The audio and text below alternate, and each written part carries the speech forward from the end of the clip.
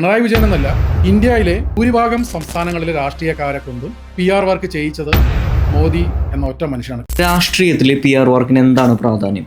സാധാരണ സിനിമാ മേഖലയിലും അതുപോലെ തന്നെ ഈ സോഷ്യൽ മീഡിയ മേഖലയിലുമാണ് കൂടുതൽ PR വർക്കിന് പ്രാധാന്യമായിട്ട് ഞാൻ കേട്ടിരിക്കുന്നത്. രാഷ്ട്രീയത്തിൽ ഉദാഹരണത്തിന് നമ്മൾ ഭരിക്കുന്ന CM ആണെങ്കിലും പ്രൈം മിനിസ്റ്റർ ആണെങ്കിലും ഈ പറയുന്ന PR വർക്ക് രാഷ്ട്രീയത്തിലും ചെയ്യുന്നുണ്ടോ? 2014 മുമ്പ് നമ്മുടെ മുൻ മുഖ്യമന്ത്രിയായ പിണറായി വിജയൻ PR വർക്ക് ചെയ്തതായിട്ട് താങ്കൾ ഒബ്സർവ് ചെയ്തിട്ടുണ്ടോ എപ്പോഴെങ്കിലും? ഇല്ല. പക്ഷേ ഈ തൊട്ട് മുൻപ് കഴിഞ്ഞ ഇലക്ഷനിൽ PR വർക്കിന് വേണ്ടി മാത്രം ശ്രീ പിണറായി വിജയൻ്റെ സർക്കാർ ചെലവഴിച്ച തുകയെപ്പറ്റി താങ്കൾക്കൊരു ഐഡിയ ഉണ്ടോ? ഈ ഒറ്റ കാര്യത്തിൽ നിന്ന് നമുക്ക് മനസ്സിലാക്കാം, ഇന്നത്തെ കാലത്ത് PR വർക്ക് ഇല്ലാതെ ഒരു ഫീൽഡിലും പിടിച്ചു നിൽക്കാൻ കഴിയില്ല. ഇതിന് ഏറ്റവും വലിയ ഉദാഹരണമാണ് ശ്രീ നരേന്ദ്രമോദി.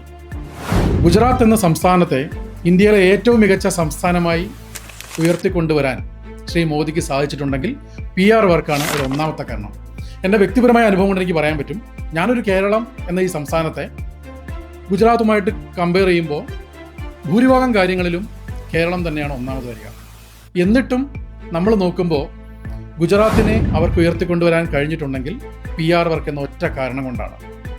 ശ്രീ പിണറായി വിജയൻ എന്നല്ല, ഇന്ത്യയിലെ ഭൂരിഭാഗം സംസ്ഥാനങ്ങളിലെ രാഷ്ട്രീയക്കാരെ കൊണ്ടും PR വർക്ക് ചെയ്യിച്ചത് മോദി എന്ന ഒറ്റ മനുഷ്യനാണ്. കാരണം PR വർക്കിൻ്റെ ബലത്തിലാണ് ഗുജറാത്തിൻ്റെ മുഖ്യമന്ത്രി എന്ന സ്ഥാനത്ത് നിന്നും ഇന്ത്യയുടെ പ്രധാനമന്ത്രി എന്ന നിലയിലേക്ക് അദ്ദേഹത്തിന് ഉയർന്നു വരാൻ സാധിച്ചത്.